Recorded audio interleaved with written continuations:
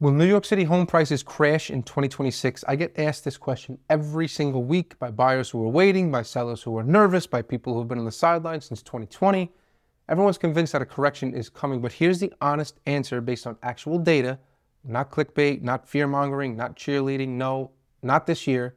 And I'll explain exactly why and what would need to happen for prices to actually fall. I'm Joseph Ranola with the Bridge and Boro Team at Real Broker. I sell homes in Staten Island and Brooklyn every week. I see the real transaction data. I see what buyers are paying. I see how many offers each listing is getting, and I watch the inventory numbers daily. I have no incentive to tell you what you want to hear. I have every incentive to tell you the truth because my reputation depends on being right, not being popular. I have 80 five-star reviews from people who trusted me to give them straight answers. That's what I'm doing today. If the data told me a crash was coming, I'd tell you, but it doesn't, and here's why. Also, I put together a free 2026 New York City market forecast report with all the data from this video, plus neighborhood by neighborhood price projections for Staten Island and Brooklyn. Link is in the description and the pinned comment below. It's completely free. Check it out. Now, the single most important number in real estate right now is the inventory deficit. Across New York City, there's a 26% shortage of available homes relative to buyer demand. So that means for every 4 qualified, motivated buyers looking to purchase a home, there's only about 3 homes available. So when supply is that far below demand, prices physically cannot fall unless demand collapses. And in New York City, with over 8 million, almost 9 million people,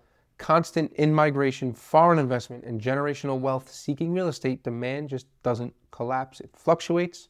It never collapses. So why is inventory so low? There's 2 reasons. First, the rate lock effect. We've been going through this for 5 years now. Homeowners who locked in 2.5%, 3.5% mortgage rates during COVID have zero incentive to sell and buy at today's 6% plus rates. They're staying put. New listings are suppressed. Second, chronic underbuilding. New York City hasn't built enough housing to match population growth for over a decade. The supply pipeline cannot catch up overnight. So until inventory normalizes, which forecasters say could take 3 to 5 years, the structural conditions for a price decline, they simply just don't exist. So let me give you some specific numbers for our market. Brooklyn's median home price is forecast to hit approximately $1.05 million in 2026. That's up about 6% from last year. Multiple offer situations are common in desirable neighborhoods. Days on market for well-priced properties are under 30. Staten Island's tracking around the $750,000 median. It's up approximately 4% year over year. East Shore and South Shore remain the strongest, with family buyer demand consistently outpacing available listings. These aren't 2021 style boom numbers. This isn't the 15 to 20% year over year insanity we saw during COVID. These are steady, sustainable gains of 3 to 6%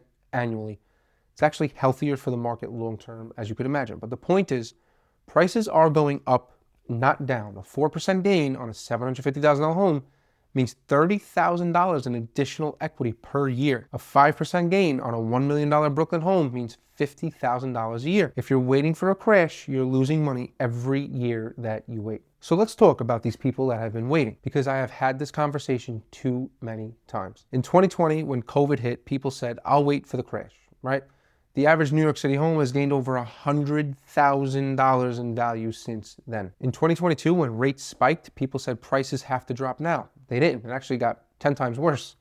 Inventory contracted even further because sellers stopped listing. Prices held firm and then resumed climbing. 2023, 2024, people said higher rates will crush demand. Demand dipped slightly, prices still rose because inventory fell faster than demand did. Every single year, the people who waited paid more for the same home, not less, more. So let's make this concrete. A buyer who purchased a home, $700,000 on Staten Island in 2020 with 10% down, has gained approximately $100,000 to $150,000 in equity. Their mortgage rate is probably 3% or less. Their monthly payment is locked in forever, while rents around them climb 20 to 30%. A buyer who waited, they're now shopping for that same home at $750,000 to $800,000, paying a 6.2% rate and competing against more buyers for fewer listings. Waiting was not a strategy. It was a bet against fundamentals, and it lost. Now, I want to be fair and address the question directly. What would need to happen for New York City prices to actually fall? A significant price decline in New York City would require at least one of these scenarios. 1, severe recession with mass unemployment in New York City's core industries, finance, tech, healthcare, media. We're talking 10% unemployment sustained for multiple quarters. Not impossible, but no economist is forecasting this for 2026. And we really, frankly, don't really want that. Number 2 would be a massive increase in inventory, either new construction flooding the market,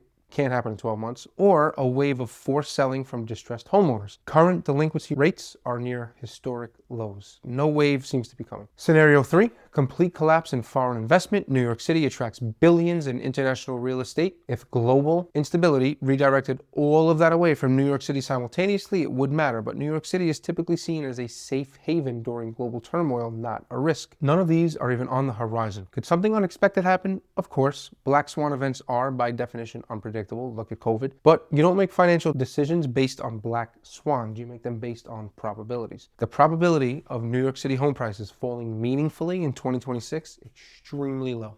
The probability of them rising another 3 to 6%, is very high. So what do you actually do with this information? If you're a buyer, you're going to buy at today's price and plan to refinance later. The price you lock in today is permanent. The rate is temporary. When rates drop, and they will eventually, probably into the 5s by 2027 or 2028. I don't have a crystal ball, but that's what every forecaster is saying. You refinance and reduce your payment by hundreds per month. Now, again, I am not a realtor that says, marry the house, date the rate. I hate that.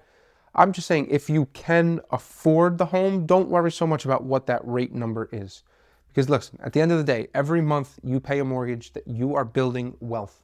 Every month you pay rent, you're building someone else's wealth. Even at 6.25%, ownership beats renting long-term in almost every New York City scenario. If you're a seller, you have leverage right now. Low inventory means buyers are competing for your home.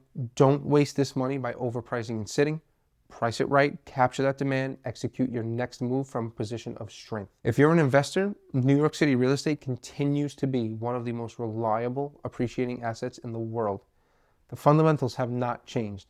Limited land, growing population, global demand, and now a structural supply deficit that could take years to resolve. I know this isn't what everyone wants to hear. Some of you are hoping for a crash so you could buy at a discount. I understand that. But the data doesn't support it, and I'd rather tell you the truth than sell you false hope. And to be honest, I wouldn't want any of those scenarios to happen. The best time to buy is when you are financially ready, not when the market is perfect, because in New York City, the market never gets cheap enough for it to feel comfortable. It just gets more expensive.